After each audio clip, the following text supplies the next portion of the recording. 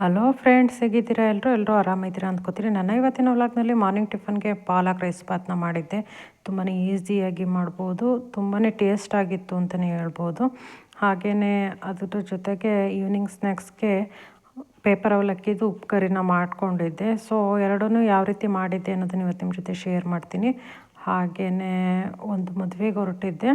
So ಅದ್ರ preparation ಹೇಗಿತ್ತು ಅನ್ನೋದನ್ನು ಇವತ್ತು ನಿಮ್ಮ ಜೊತೆ ಶೇರ್ ಮಾಡ್ತೀನಿ. ಅದಕ್ಕಿಂತ ಮುಂಚೆ ಯಾರು ನನ್ನ ವ್ಲಾಗ್ನ ಫಸ್ಟ್ ಟೈಮ್ ನೋಡ್ತಿದ್ರೆ ವೀಡಿಯೋನ ಲೈಕ್ ಮಾಡಿ ಮತ್ತು ಸಬ್ಸ್ಕ್ರೈಬ್ ಮಾಡಿ ಅಂತ ಹೇಳ್ತಾ ನನ್ನ ಇವತ್ತಿನ ವ್ಲಾಗ್ನ ಶುರು ಮಾಡ್ತಾಯಿದ್ದೀನಿ. ಸೊ ವೆಲ್ಕಮ್ ಟು ಸ್ವೀಕೃತಿ. ಮಾರ್ನಿಂಗ್ ಅಂತೂ ಏನು ತಿಂಡಿ ಮಾಡೋದು ಅನ್ನೋದೊಂದು ತಲೆಯಲ್ಲಿರುತ್ತೆ. ಬಟ್ ಮನೇಲಿ ಯಾವ ತರಕಾರಿ ಇರುತ್ತೆ, ಏನು ತಿಂಡಿ ಮಾಡಬಹುದು ಅನ್ನೋ ಪ್ರಿಪ್ರೇಷನ್ ನೈಟೇ ಮಾಡ್ಕೊಂಡ್ಬಿಟ್ಟಿರ್ತೀವಿ. ಸೊ ನಾನು ಬೆಳಗ್ಗೆಗೆ ಪಾಲಕ್ ರೈಸ್ನ ಮಾಡ್ಕೊಳ್ಳೋಣ ಅಂತಂದ್ಬಿಟ್ಟು ಸ್ವಲ್ಪ ಬಟಾಣಿನ ನೆನೆಸ್ಬಿಟ್ಟಿದ್ದೆ. ಸೊ ಮಾರ್ನಿಂಗು ವಾಕ್ ಹೋಗಿ ಬರೋ ಅಷ್ಟರಲ್ಲೇ 7:30 ಆಗಿಬಿಟ್ಟಿರುತ್ತೆ. ಸೊ ಈ ಥರದ್ದು ಸ್ವಲ್ಪ ಟೈಮ್ ಬೇರೆ ಹಿಡಿಯುತ್ತೆ ಈ ಪಾಲಕ್ ರೈಸ್ ಈ ಥರದ್ದೆಲ್ಲ. ಅರ್ಧ ಮುಕ್ಕಾಲು ಗಂಟೆ ಅಂತೂ ಬೇಕೇ ಬೇಕು. ಸೊ ಮೊದಲಿಗೆ ಒಂದೆರಡು ಈರುಳ್ಳಿ ಹಾಗೆಯೇ ಒಂದು 5-6 ಹಸಿರು ಮೆಣಸಿನ್ಕಾಯಿನ ಒಂದು ಬಾಣಲಿಗೆ ಸ್ವಲ್ಪ ಎಣ್ಣೆನ ಬಿಟ್ಬಿಟ್ಟು ಸ್ವಲ್ಪ ಫ್ರೈ ಮಾಡಿಕೊಂಡು ಕೊನೆಗೆ ಪಾಲಕ್ನ ಹಾಕ್ಕೋತಾ ಇದ್ದೀನಿ. ಯಾಕೆಂದರೆ ಪಾಲಕ್ ಹಾಕಿದ ತಕ್ಷಣ ಬೇಗನೆ ಸ್ಮ್ಯಾಶ್ ಆಗಿ ಹೋಗ್ಬಿಡುತ್ತೆ. ಸೊ ಹಾಗಾಗಿ ಫಸ್ಟ್ಗೆ ಈರುಳ್ಳಿ ಮತ್ತು ಹಸಿರು ಮೆಣಸಿನ್ಕಾಯಿನ ಹಾಕ್ಬಿಟ್ಟು ಒಂದು 5 ಮಿನಿಟ್ಸ್ ಫ್ರೈ ಮಾಡಿಕೊಂಡು ಅದು ಸ್ವಲ್ಪ ಫ್ರೈ ಆದಮೇಲೆ ಪಾಲಕ್ನ ಹಾಕ್ತೆ. ನೋಡಿ, ಪಾಲಕ್ ಹಾಕಿ ಒಂದು 2-3 ನಿಮಿಷಕ್ಕೇ ಎಲ್ಲದೂ ಬೆಂದ್ಕೊಳ್ತು.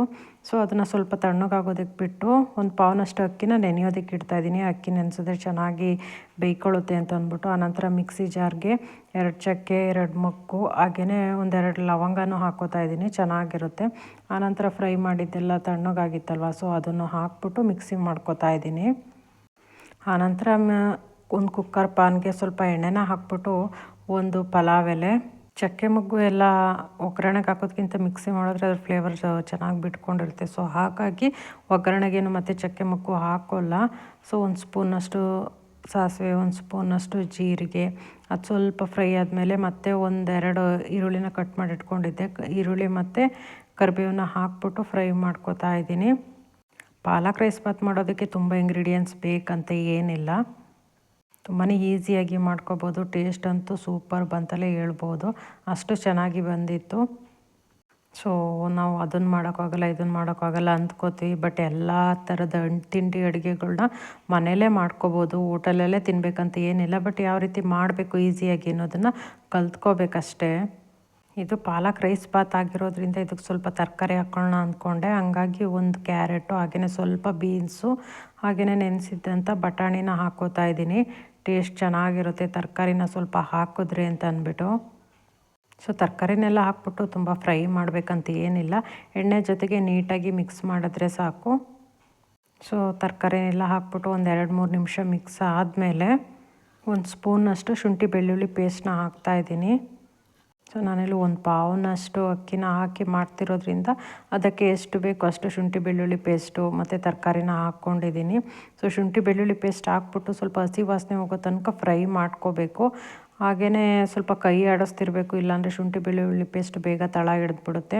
ಸೊ ಹಾಗಾಗಿ ಜಸ್ಟ್ ಅದನ್ನ ನೀಟಾಗಿ ಮಿಕ್ಸ್ ಮಾಡಿಬಿಟ್ಟು ಅದ್ರದ್ದು ಹಸಿ ವಾಸನೆ ಹೋದ್ಮೇಲೆ ಮಿಕ್ಸಿ ಮಾಡಿ ಇಟ್ಕೊಂಡಿದ್ದಂಥ ಪಾಲಕ್ನ ಹಾಕ್ತಾಯಿದ್ದೀನಿ. ಸೊ ಇದನ್ನು ಅಷ್ಟೇ ಹಾಕ್ಬಿಟ್ಟು ತುಂಬ ಫ್ರೈ ಮಾಡಬೇಕು, ಹಸಿ ವಾಸನೆ ಹೋಗೋ ತನಕ ಬೇಯಿಸ್ಕೋಬೇಕು ಅಂತ ಏನಿಲ್ಲ.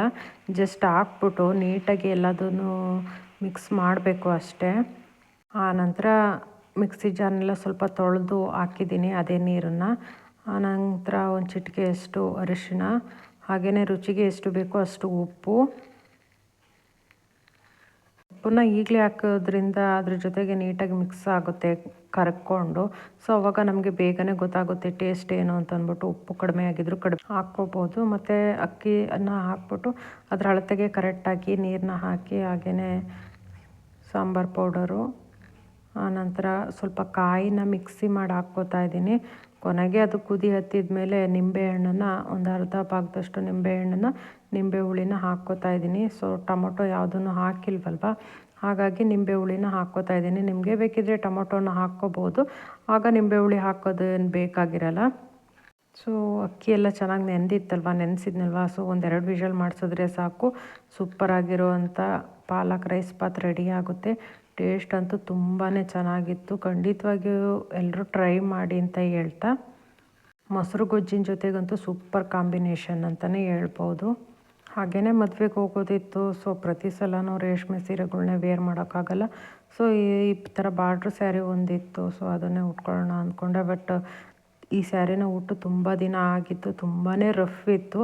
ಹಾಗೆಯೇ ನೀಟಾಗಿ ಮಡಿಸ್ಬಿಟ್ಟು ಐರನ್ ಮಾಡಿ ಇಟ್ಕೊಂಡಿದ್ದೀನಿ. ಇಲ್ಲೆಲ್ಲ ರಿಲೇಷನ್ ಮದುವೆಗಳಲ್ಲೆಲ್ಲ ನೆಂಟರುಗಳಿಗೆಲ್ಲ ಸ್ಯಾರಿ ಕೊಡೋದು ಇದೆಲ್ಲ ವಾಡಿಕೆ ಇದ್ದೇ ಇರುತ್ತೆ. ಸೊ ಹಿಂಗೇನೆ ನಮ್ಮ ರಿಲೇಷನ್ ಮದುವೆಯಲ್ಲಿ ಕೊಟ್ಟಿದ್ದ ಸ್ಯಾರಿ ಇದು. ತುಂಬಾ ದಿನ ಆಗಿತ್ತು, ಬೇರೆ ಮಾಡಿರಲಿಲ್ಲ. ಈ ಬ್ಲೌಸ್ ಎಲ್ಲ ನಾನೇ ಸ್ಟಿಚ್ ಮಾಡ್ಕೊಂಡಿದ್ದು.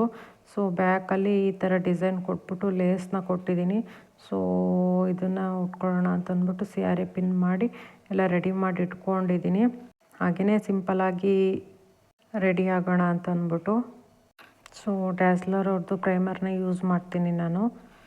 ಸೊ ಪ್ರೈಮರ್ನ ಹಾಕ್ಬಿಟ್ಟು ಒಂದು 2-3 ಮಿನಿಟ್ಸ್ ಬಿಟ್ಟ ಮೇಲೆ ಪಾಂಡ್ಸ್ ವೈಟ್ ಬ್ಯೂಟಿ ಕ್ರೀಮ್ನ ಯೂಸ್ ಮಾಡೋದು. ಬಟ್ ಮದುವೆಗಲ್ವಾ, ಹಾಗಾಗಿ ಮಾಮೂಲಿಯಾಗಿ ಎಲ್ಲರೂ ಹೊರಟ್ರೆ ಪಾಂಡ್ಸ್ ವೈಟ್ ಬ್ಯೂಟಿ ಹಾಕ್ಕೊಳ್ಳೋದು. ಮದುವೆಗಾಗಿರೋದ್ರಿಂದ ಇದ್ರ ಜೊತೆಗೇ ಫೌಂಡೇಶನ್ ಕ್ರೀಮ್ನ ಮಿಕ್ಸ್ ಮಾಡಿ ಹಾಕ್ಕೋತಾ ಇದ್ದೀನಿ. ಸೊ ಡೇ ಟೈಮ್ ಮದುವೆಗೆ ಹೋಗ್ತಿರೋದ್ರಿಂದ ಬರೀ ಫೌಂಡೇಶನ್ ಹಾಕಿದ್ರೆ ತುಂಬಾ ಓವರ್ ಅನಿಸ್ಬಿಡುತ್ತೆ ಅಂದ್ಬಿಟ್ಟು ಪಾಂಡ್ಸ್ ವೈಟ್ ಬ್ಯೂಟಿ ಕ್ರೀಮ್ ಜೊತೆಗೆ ಮಿಕ್ಸ್ ಮಾಡಿ ಹಚ್ಕೋತಾ ಇದ್ದೀನಿ.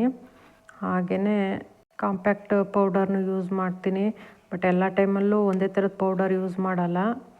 ಸೊ ಕೈಗೆ ಯಾವುದು ಬೇಗ ಸಿಗುತ್ತೆ ಅದನ್ನು ಹಾಕ್ಕೊಂಡು ಹೋಗೋದಷ್ಟೇ. ಸೊ ಈ ರೀತಿ ಇತ್ತು ಸಿಂಪಲ್ ಲುಕ್ಕು. ಸೊ ಸಂಜೆ ಈವ್ನಿಂಗಿಗೆ ಪೇಪರ್ ಅವಲಕ್ಕಿ ಇತ್ತು. ಸೊ ಪೇಪರ್ ಅವಲಕ್ಕಿದು ಹಸಿ ಖಾರ ಅಂತ ಅಂತಾರೆ, ಉಪ್ಪು ಕರಿ ಅಂತ ಅಂತಾರೆ. ಸೊ ಅದನ್ನು ಮಾಡೋಣ ಅಂದ್ಕೊಂಡು ಸ್ವಲ್ಪ ಕಾಯಿನ ತುರಿದಿಟ್ಕೊಂಡಿದ್ದೀನಿ. ಅದ್ರ ಜೊತೆಗೆ ಒಂದು ನಿಂಬೆಹಣ್ಣು ಗಾತ್ರದಷ್ಟು ಬೆಲ್ಲನ ಪುಡಿ ಮಾಡಿ ಇಟ್ಕೊಂಡಿದ್ದೀನಿ.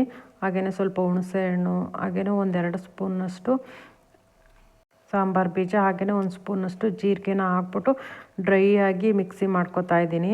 ಸೊ ಮಿಕ್ಸಿ ಎಲ್ಲ ಆದಮೇಲೆ ಒಂದು ಬಾಣಲಿಗೆ ಸ್ವಲ್ಪ ಎಣ್ಣೆನ ಹಾಕ್ಬಿಟ್ಟು ಕಡಲೆ ಬೀಜನ ಹಾಕಿ ಫ್ರೈ ಮಾಡ್ಕೊತಾ ಇದ್ದೀನಿ. ಇದಕ್ಕೆ ಬೇರೆ ಯಾವುದೂ ಹಾಕ್ತಿಲ್ಲ. ಸೊ ಹಾಗಾಗಿ ಕಡಲೆ ಬೀಜನೇ ಸ್ವಲ್ಪ ಜಾಸ್ತಿ ಹಾಕ್ಕೋತಾ ಇದ್ದೀನಿ.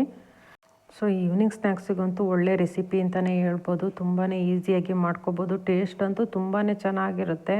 ನನಗಂತೂ ಪೇಪರ್ ಅವಲಕ್ಕಿಲಿ ಮಾಡಿದ್ದಂತೆ ಯಾವುದೇ ತಿಂಡಿಗಳು ಬೇಜಾರು ಅನ್ಸಲ್ಲ. ಅಷ್ಟು ಚೆನ್ನಾಗಿರುತ್ತೆ ಟೇಸ್ಟು. ಮಾಡೋದಕ್ಕೂ ತುಂಬಾ ಈಸಿಯಾಗಿರುತ್ತೆ. ಸೊ ಕಡಿಮೆ ಉರಿನೇ ಮಾಡಿಕೊಂಡು ಜಾಸ್ತಿ ಟೈಮ್ ಫ್ರೈ ಮಾಡ್ಕೋಬೇಕು. ಉರಿ ಜಾಸ್ತಿ ಆದರೆ ಬೇಗ ಕಡಲೆ ಬೀಜನೂ ಒತ್ತಿದಂಗೆ ಆಗ್ಬಿಡ್ತವೆ. ಸೊ ಹಾಗಾಗಿ ಕಡಿಮೆ ಉರಿನಲ್ಲೇ ಒಂದು 5 ಮಿನಿಟ್ಸ್ನಷ್ಟು ಫ್ರೈ ಮಾಡಿಕೊಂಡು ಸ್ಟವ್ನ ಆಫ್ ಮಾಡಿ ಪೇಪರ್ ಅವಲಕ್ಕಿನ ಹಾಕ್ಕೋತಾ ಇದ್ದೀನಿ.